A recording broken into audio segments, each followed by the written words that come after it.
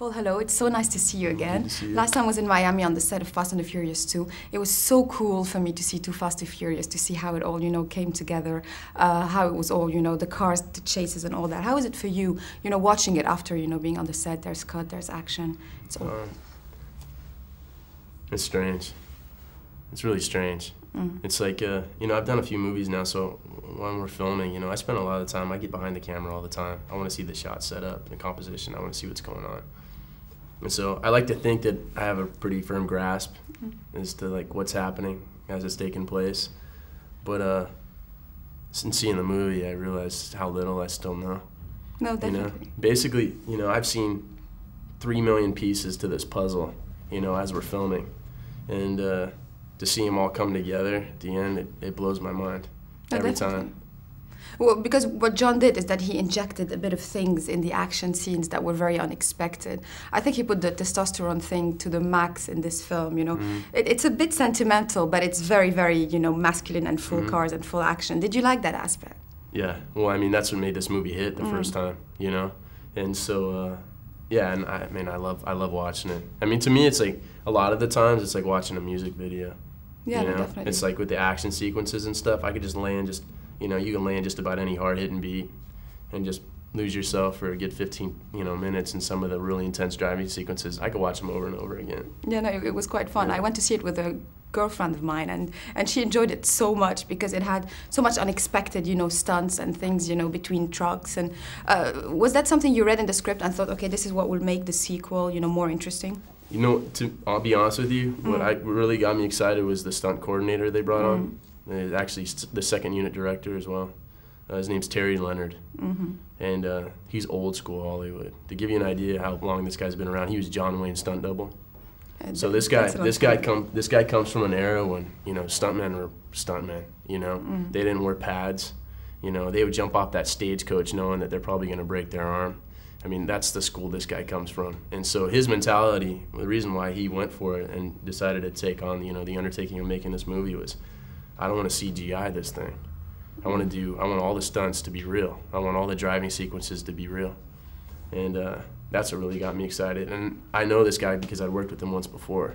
And I know how he thinks and I know how he works. And, he's one of those guys, he's not going to get a whole lot of credit for this movie because you're not going to hear his name a whole lot. But Terry Leonard really had a lot to do with making this movie the way that it is. Yeah, no, it was cool. Do you get, guys coming to you and talking weird car talk? Yeah.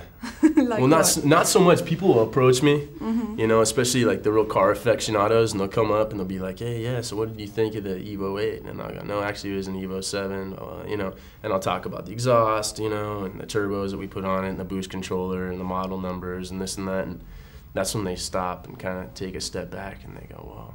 Yeah, this guy, he's into this sort of thing. Yeah, exactly. So. Because you are into this. On the set you did mention how much you loved the cars, how much you enjoyed, driving them and all that. Is there at any point you think, why is the stunt here guy, I really want to do this, and you just had a small fight? Yeah, no, it happens a bit. I mean, my stunt double was a good friend of mine.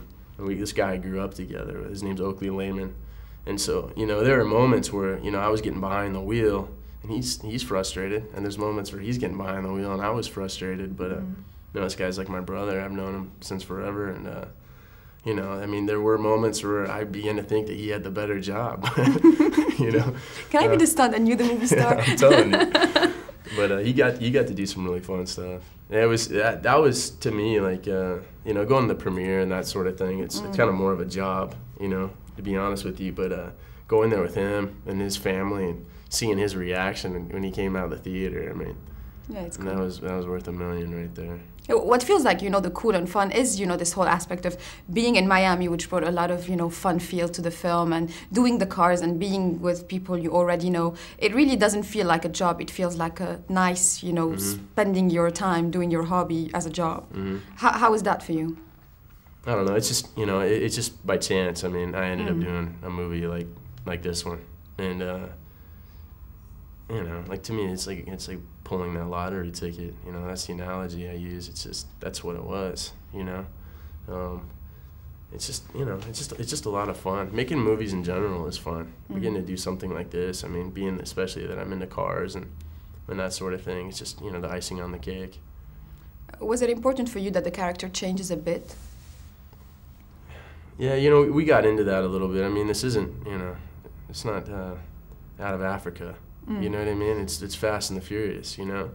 But you know, the first time around, when I did the first one, you know, I was pretty green. I'd only done a couple movies, and you know, I did what I did. You know, there's a continuity issue. You know, I have to play it, you know, somewhat consistent with the character in the first one.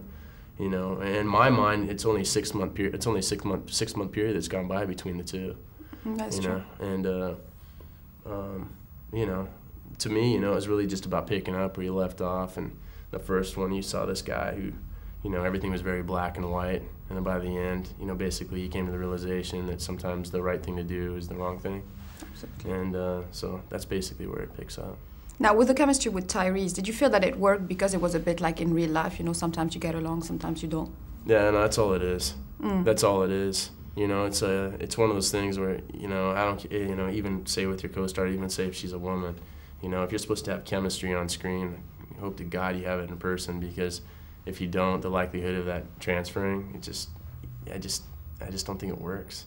You know, I think either you get along in person and the dynamic is there and they capture it on film, or you don't and it doesn't. I think that's all it is.